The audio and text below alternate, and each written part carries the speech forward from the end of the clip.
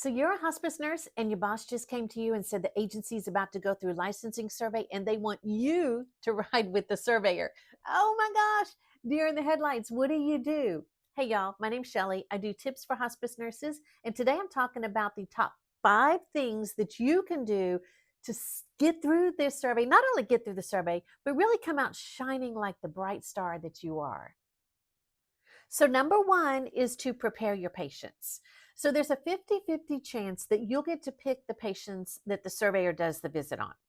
So, in the event, pick 3 or 4 patients that you think would be really good for the surveyor to go see. They may tell you, I want to see someone with wounds, or I want to see someone with this particular disease, or in this type of living situation. So, think about that. Pick 3 or 4 different patients that would be good for the surveyor to see.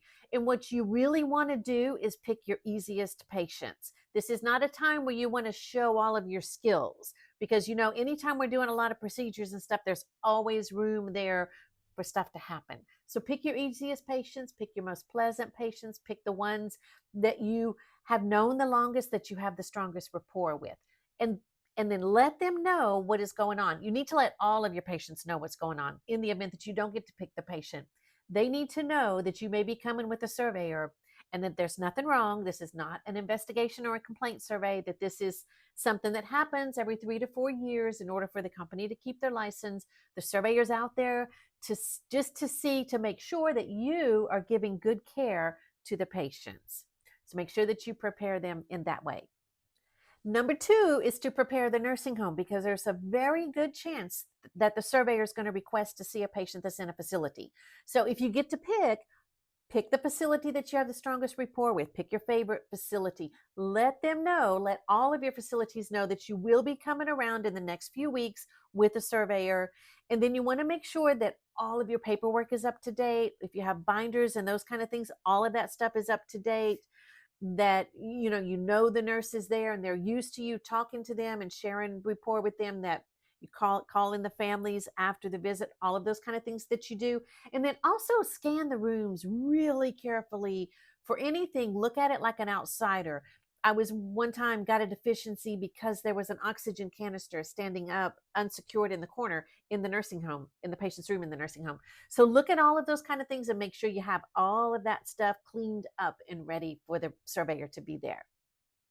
And number 3, clean out your car. So the surveyor is probably not going to ride with you, but they will look in your car. So make sure it's neat and clean. Any patient supplies are kept in bins, neatly stored in the trunk of your car. If you have any patient information, say, for example, if you do an admit, like half in your tablet and half on paper, that paper has to be secured. So you should have a bin in your trunk that with some kind of lock.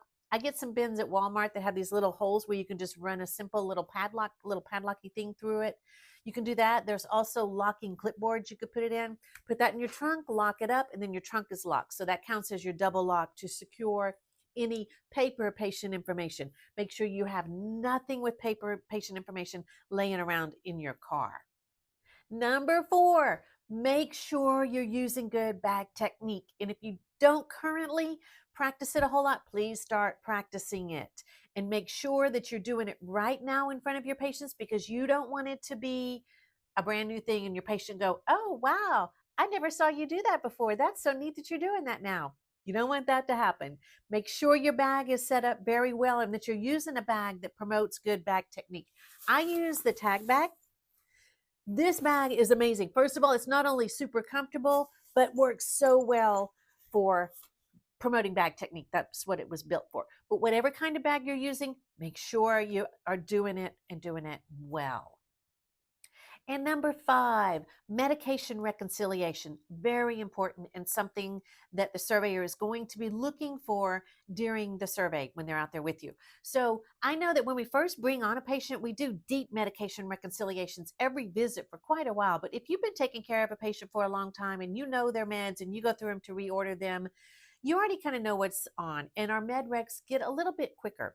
You want to make sure that you're doing an in-depth med reconciliation. Start doing it now again, so it's not a brand new thing in front of the patient, but med reconciliation. You're looking at every med, you're comparing it to their med profile. If y'all do the pill planners, you're filling their pill planners.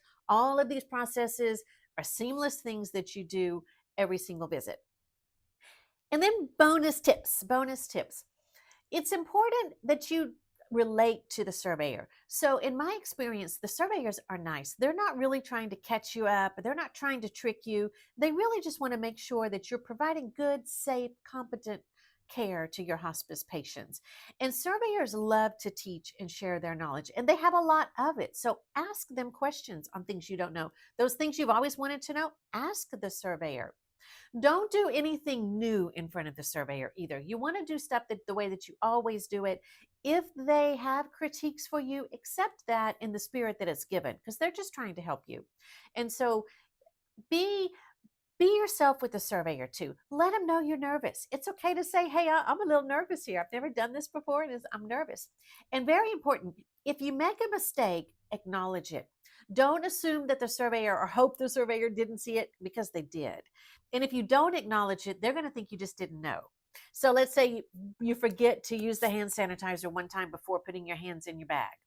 Just say, oh my gosh, I'm so nervous. I forgot to put the hand sanitizer on. I know I'm supposed to do that. I'm so sorry, kind of thing. And that way they know you know the right thing to do and you're just nervous, and that's okay. So I hope all these tips were helpful. If there's anything you'd like for me to talk about, please let me know. I'll share it here. And y'all remember, if we work together, we can change our world.